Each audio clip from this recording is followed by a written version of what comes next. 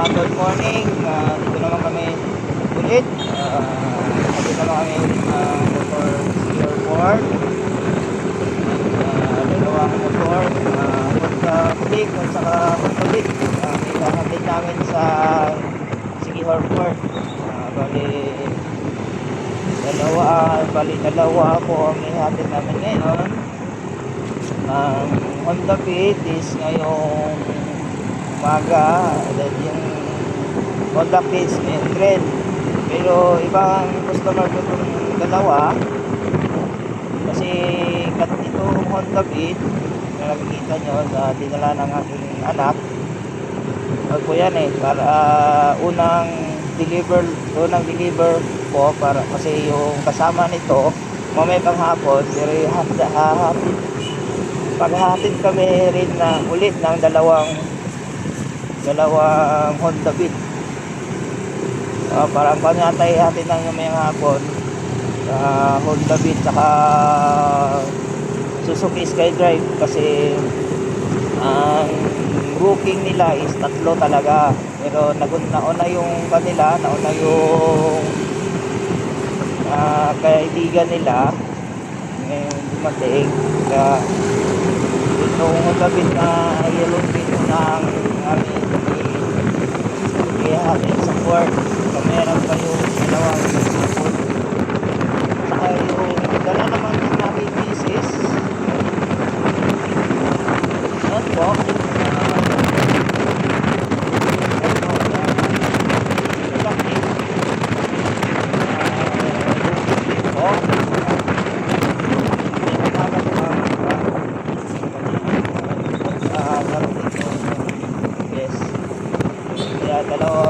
dalawang motor ngayong umaga, iba-ibang customer mag-rent.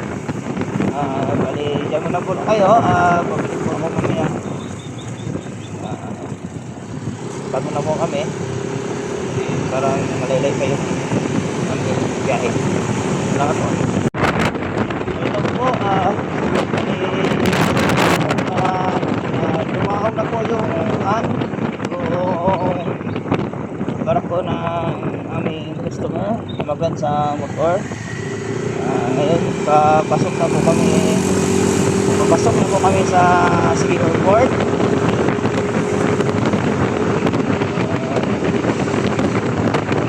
Sinakyan ko lang na ma'am pati na ispan po pas po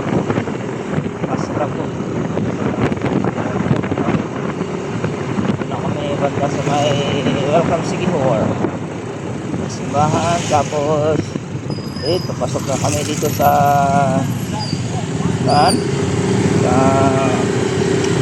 port po. Bali wala pa po lumabas yung aming customer. Palabas pala ng port sila. Family ko lang kanina biyahe.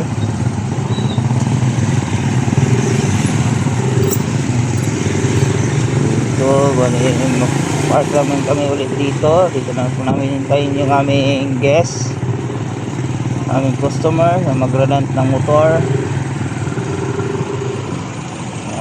Standby lang po. Ito po yung renentahan ng aming guest, Honda Click na pula. Yan po. Bale ito yung gusto nilang rerentahan na motor. Yan po. Hintay po, bale palabas na po sila ma'am. Yan po. May tao doon sa dulo. Yan.